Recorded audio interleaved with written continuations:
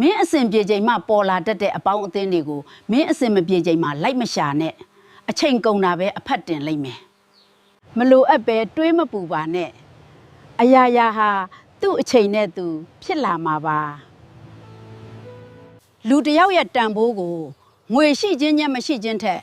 လူပီတခြင်းနဲ့မပီတခြင်းနဲ့ပဲတိုင်းတာတတ်ဖို့လိုတယ်လူတယောက်အယမ်းအောင်မြင်လာချိန်မှာအကြီးမားဆုံးအန္တရာယ်ဟာဘဝမိတ်ခြင်းနဲ့မန်တက်ခြင်းပဲလောကမှာမိဘပြီးရင်ရှာဖွေရအခက်ခဲဆုံးကစစ်မှန်တဲ့အချစ်စစ်နဲ့တငယ်ချင်းကောင်းပါပဲကြောထောက်နောက်ခံမရှိတဲ့ဘဝမို့ငါအရှုံးပေးလို့မရဘူးဆိုတဲ့စိတ်နဲ့ရှေ့ဆက်ပါကအိမ်ထောင်ကြရင်အိမ်ခွဲနေပါအိမ်တိုက်ခန်းပိုင်မရှိသေးရင်ငှားနေပါပြဿနာတချို့ရှင်းသွားလိမ့်မယ်